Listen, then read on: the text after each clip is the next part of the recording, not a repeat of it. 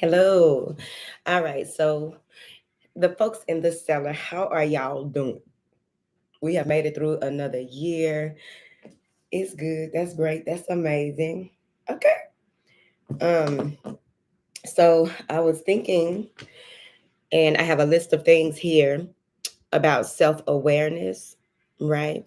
So this homework will have for you to really take a deeper look at yourself. And I'll also explain how you can use these questions to take a deeper look at your partner and see where y'all connect, because this will be a good something to do every 3 to 6 months, because so much happens within a short period of time that can change the dynamics of who we are, right? So this has a lot to do with the next homework that we'll be doing. The homework for next week. This has a lot to do with that. But overall, this gives an overview of how much work you've done. And you will be able to notice where it is that you may need some changes. You know what I'm saying? Especially if you are a journaler or you are someone who deals with a lot of people and receive authentic feedback, we'll say, from other people on a regular basis. So I'm going to put these here in front of me on my little notepad. All right. And so what I want you to do is you don't have to do this right now. Um, when you first do it, when you first listen to this, and if you are just at work listening before you can go home and do it, or put some time aside to really do it and really look deeper into the core of who you are, right? Because self-awareness has a lot to do with um, how we reflect, our reflection. Are we really paying attention to our reflection? And the reason that I say that is because there was a study done on children. And so what they would do would put a dot on a child's head and put them in front of a mirror and see if they touch the dot on their head on the mirror, or would they touch it here. If you're self-aware, you're going to touch it here, right? Because you know that it's on the self, that is part of the self at this time, that is a piece of the self-expression, or just being aware of what is there, and it is here. It is not something that is outside of me. It is something here that is a part of me, right? That's the layman metaphorical. Okay. So when I ask you these questions, I'm going to ask you, we're going to do rapid fire first. And then I'm going to ask them slowly so that you will be able to write down or really look at yourself in the mirror and ask yourself these questions. And it really will be telling, because what happens is your first answer can possibly be your true answer, can possibly be. But when you find yourself questioning your answer, then you want to dig a little deeper, right? So let's do rapid fire first. It's not a lot of questions. So let's do rapid fire first, and then we will do it slower for when you have time to really sit with yourself in your space or in a mirror, whatever you choose to do, whatever you're called to do, to do this exercise, because it's going to be very telling. All right, y'all ready? Let's go. All right. So the first one is, how do you think? Say the first thing that comes to your mind. How do you think? Boom. All right. What does this person find meaningful? Because you're talking to yourself in third person. What does this person find meaningful? What is the person passionate about? What are their interests? What do they love to do? What are their beliefs? What are their empowering beliefs? What are their limiting beliefs? What are their values? What were they put on this earth to do? Who are they underneath the societal constructed self that they created to fit in? When you alone in your room, sometimes you stare at the wall. um, what impression do they create for others? All right, so you may remember that after before you go into really sitting with it, but now I'm going to take them slow so that you'll be able to listen to them and really, start writing or start talking. So the other part of this that will really open you up is that when you talk to yourself in third person like that, it also goes into the alignment of your elevator pitch when you are dating, when you are interviewing for a job, your elevator pitch when it comes to telling people who you are as a person. What are your beliefs? Do you really know what your beliefs are? Do you know what your stance is? Right. So that goes also into that, right?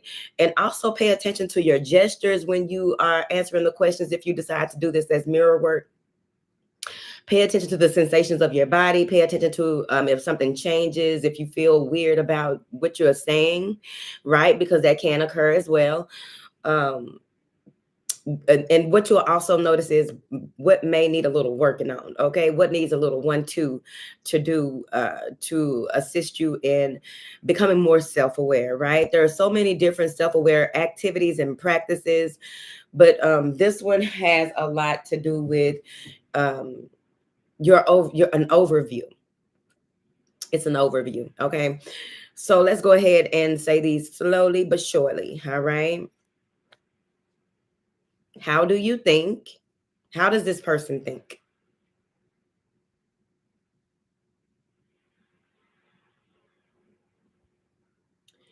What does this person find meaningful?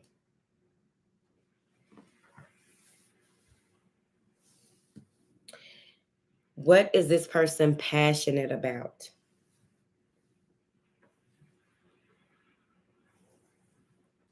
What are their interests?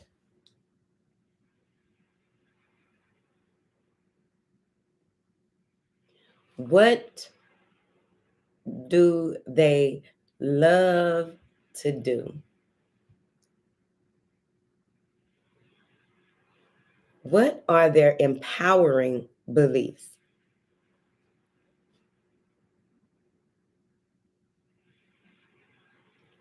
What are their limiting beliefs?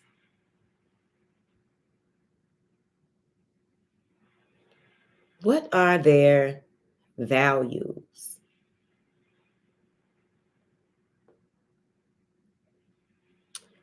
What was this person put on the earth to do?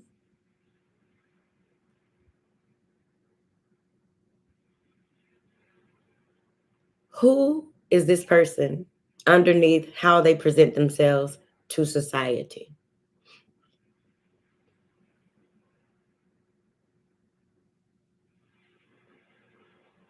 What impression does this person create for others? Right? Okay. Excuse me. Um, so that was a simple one too, right?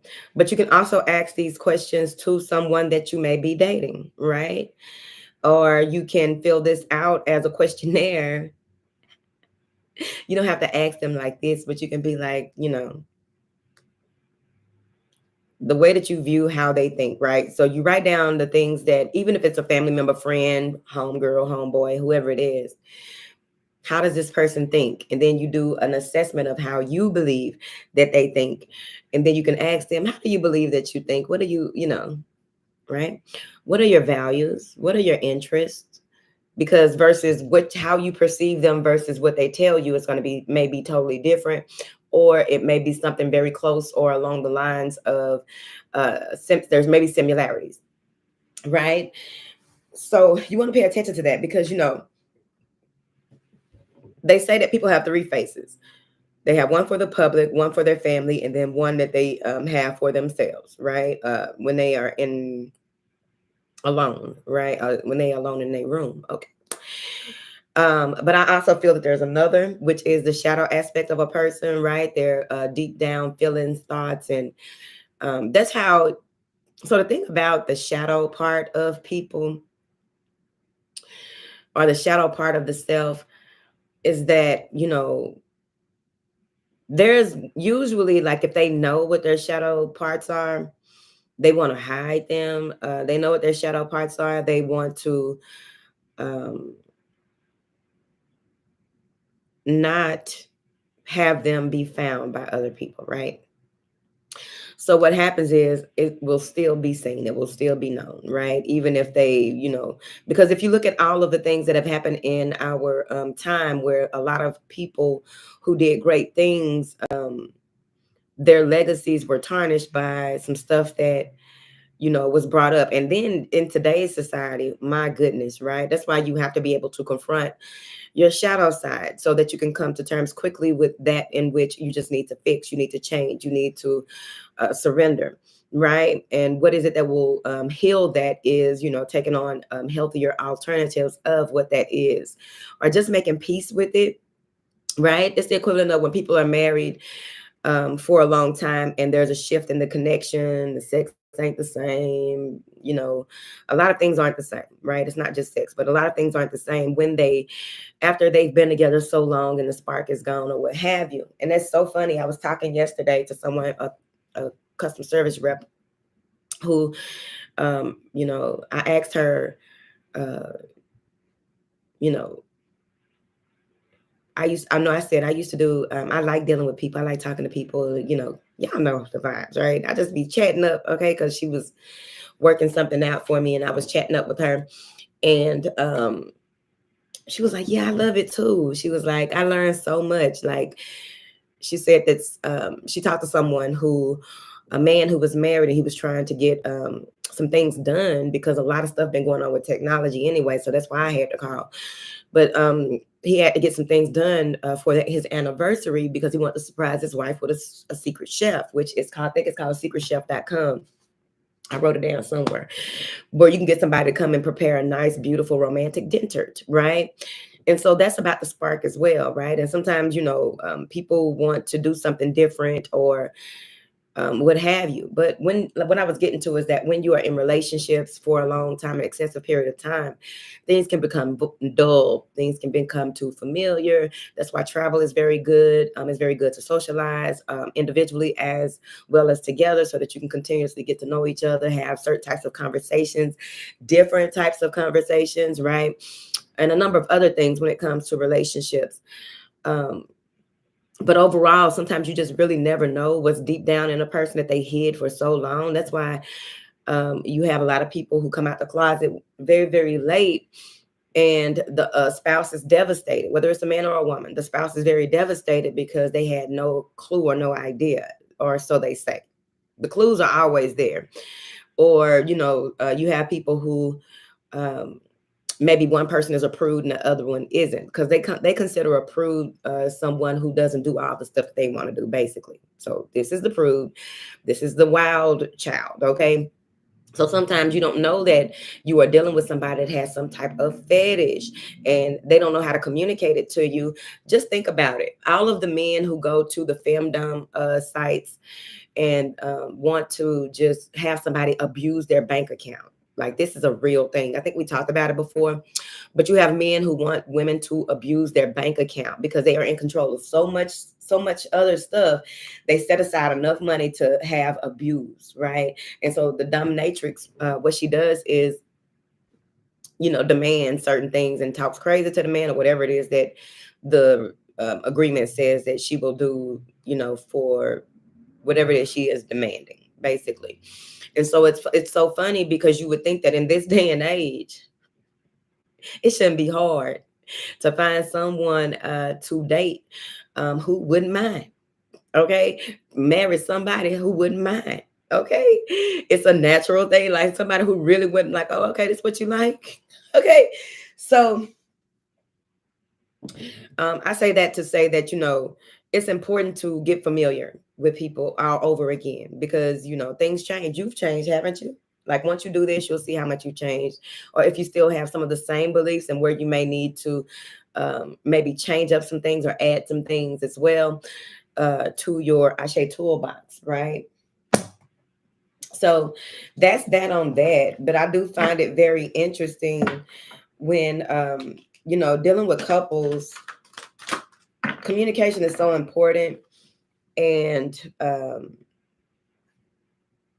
it's easier said than done about unconditional love, right? Because we really have to forgive certain things, right?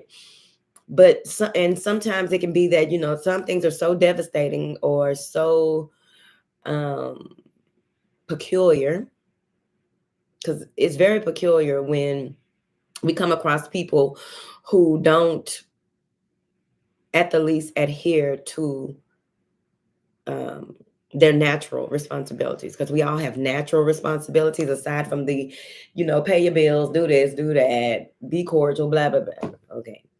But we have natural responsibilities that we have innate wisdom, we have the innate ability to access that information very young. And if we hold to that, right, if we haven't been, pushed into a space, I call it pushed into a corner, pushed into a space where we are afraid of doing certain things because we've been so victimized and so harmed, and we've been harmed in a certain type of way that has us to close off or separate or have some type of separation in the mentality, which is considered, what is it? Not split personalities. What is it called? Borderline personality disorder or some shit like that. Right? So it's just very important to be mindful of that when it comes to dealing with people, because the sooner that, because the sooner that we come into a space and come to terms with what is happening in our life, especially in our partnerships, right? Okay. So what's rampant in this world? Mm, mm, mm, mm. What's rampant in this world is that people are sticking around longer than they should. What's rampant in this world is people are nurturing situations longer than they should. What's rampant in this world is people are still looking for some type of validation outside of themselves. What's rampant in this world is people are still seeking what love is instead of finding what it is and then cultivating and refining that within the self, right? And fixing the parts of themselves that they feel that there's something missing that they're looking for outside of themselves. So in order to fill a void, you have to know what you are filling it with, what steps need to be taken, what things do you need to do on a daily basis to fill that void. It doesn't happen overnight, because oftentimes people go into a space where I'm just going to be single and I'm going to just not, I give up on women. I give up on men. Okay, whatever. I give up on that because I'm just tired. There's nothing in here, there. Well, it's not what you are viewing, it's how you are viewing it and where you are viewing it. Because sometimes you can be in the wrong dating pool or the wrong areas, or experiencing the wrong type of people and environments, right? So it goes into filling that void. But what do you fill that void with, right? If you fill it with mud, that's what you're going to get, okay? Some slowly heavy sinking shit, okay? Mud ain't nothing but mud, water and dirt. Okay, so it's like you feeling your emotions, you're pouring your emotions into sand and creating mud. So it's very important to be mindful of that, because I do understand that everybody wants somebody. Okay, they say that it's important that a man not be alone. Okay, man, woman, man, whoever. So that's not to say that everybody wants a life partner. Everybody doesn't want a marriage or what have you, but still there are things that need to be worked on, and we have to have reflections of um, ourselves, as well as some type of bouncing off of sorts, right? Interacting with people on a regular basis and bouncing off of those people, not only ideas, feelings, thoughts, and having experiences, is just important. Like, I don't know how many times when I was younger I would be like, I give up, because ain't no ain't nobody going. Oh, my phone ringing, hold on.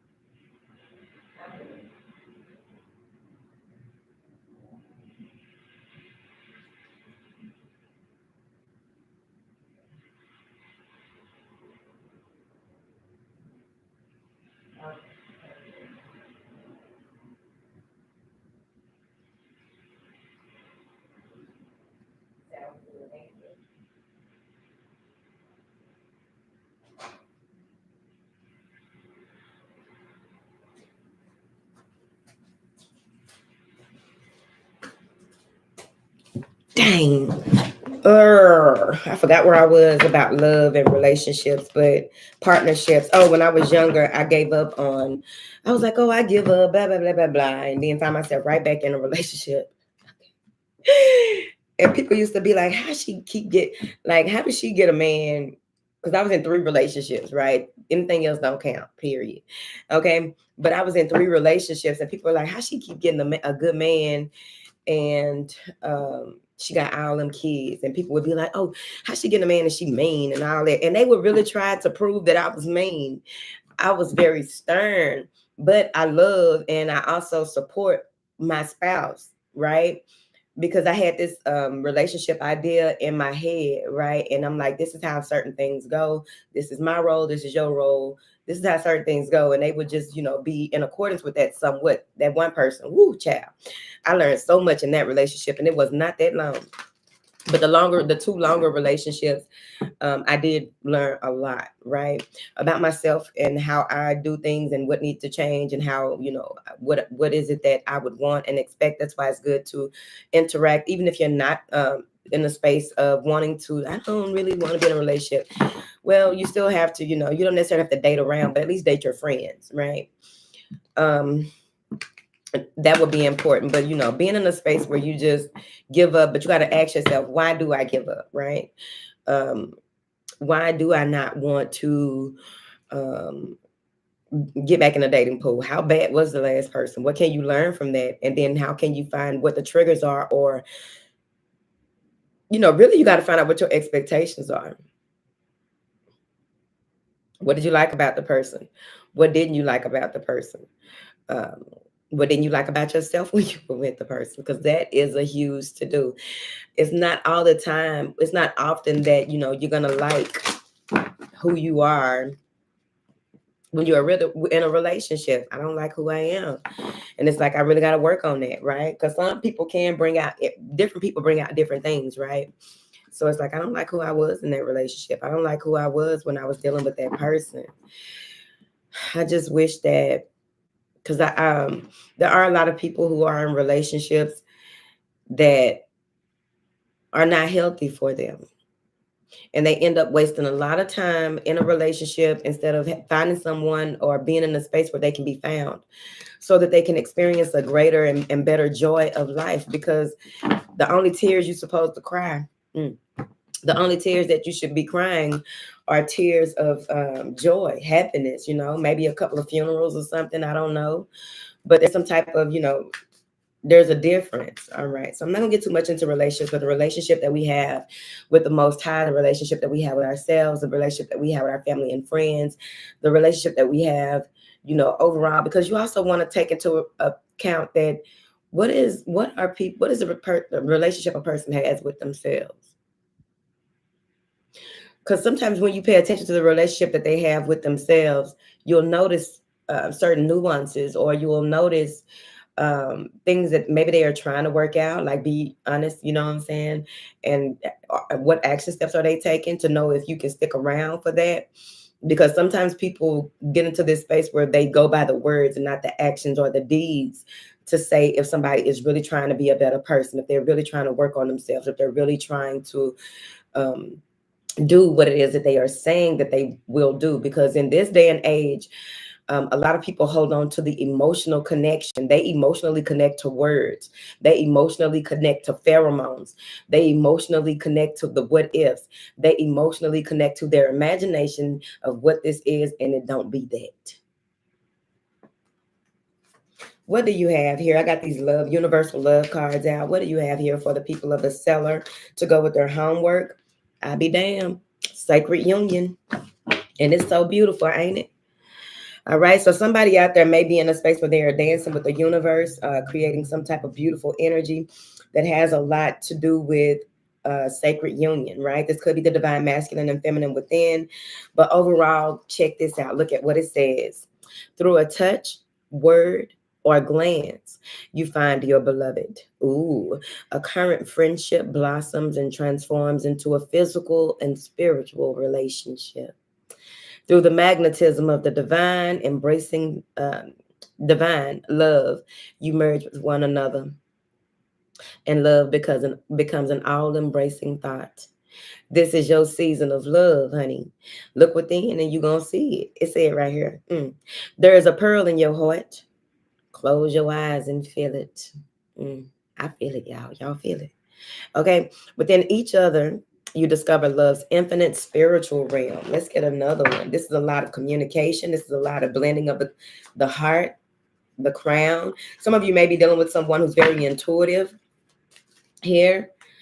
And we have to discuss that one day. I always say, what we going to discuss one day? I got to stop doing it. Okay. Because it'd be so much to discuss. Trilogy of light. Trilogy of light. My phone ringing. Hold on, y'all.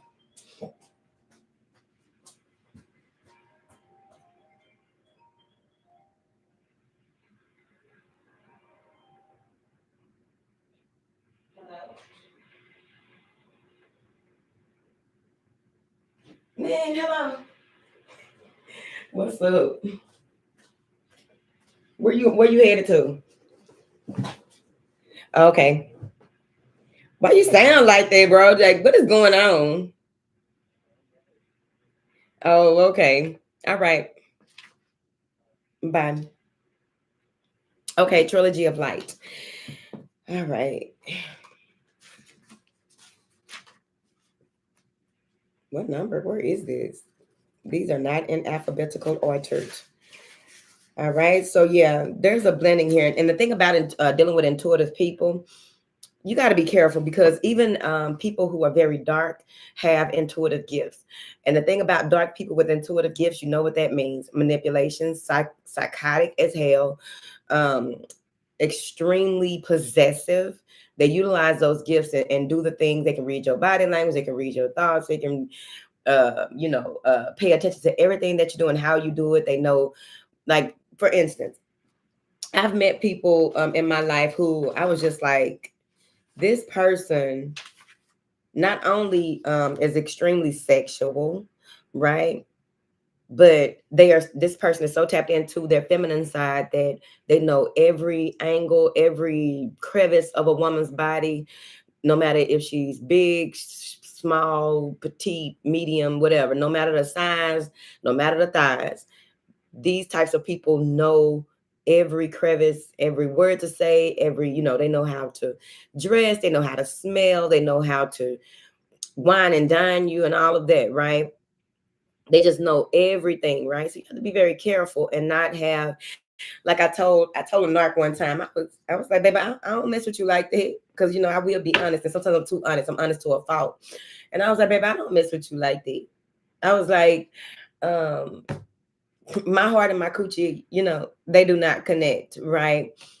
And this person, before they started doing some dastardly stuff, this person was like, yeah, but he was like, he did this little gesture like it was coming up from my coochie to my heart, but it go up and through there and like this. I was like, that is not how this works, And so I had to prove that. I just can't talk about it. I have to show you what I'm talking about, right?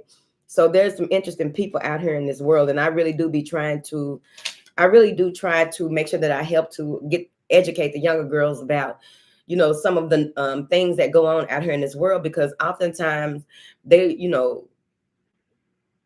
when you put your emotions ahead of your head, you fucked up.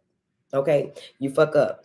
So the Trilogy of Light says the image on this card symbolizes the template of creation, abstract energy. All right. Spiraling into formation, drops down into consciousness. All right. If you have chosen this card today, be aware that the wheel is set in motion. An abstract idea that you've had floating around in your subconscious is about to surface, honey, in your conscious mind. Pay attention to new ideas over the coming days. One of these ideas is a seed for the new beginning of something completely new. So this could also be that some of y'all are meeting somebody new. All right, you're manifesting that. But it can also be of course, a project, some creative endeavor, which I strongly recommend, whether it's painting something, drawing something, rearranging your space, whatever it is. This is love in the water. It's all green by the water. Solar plexus and the heart chakra popping in the water. All right. Keep charging ahead and don't take no for an answer. Mystique. new psychic experiences. I'm gonna leave it there. So expect the unexpected. Be excited. Be filled with joy. Be mindful of your words because you will attract the birds. Okay. And if you have to say words to try to fit in with people, if you got to do certain stuff to try to fit in with people, you already know that you are on the wrong track. Don't do that. Okay. Because what happens is you are lowering your frequency, lowering your value, lowering your self-worth to fit in with people who may not even need to be in your presence, no way, or you do not need to be in their presence. So if you got to do something out of the way, something that really may cause you to question yourself, question your life, okay, question who you are in the near future, that's going to be a no, because I feel a lot of beautiful energy coming through. I've been feeling it all week. I try my best not to. I think about 2 or 3 days ago, I woke up and I was like, I don't know, what is this? I ain't like it. And so I went back to sleep. And I remember somebody telling me that when I wake up, I wake up. I'm not going back to sleep. I'm like, I have to do a redo.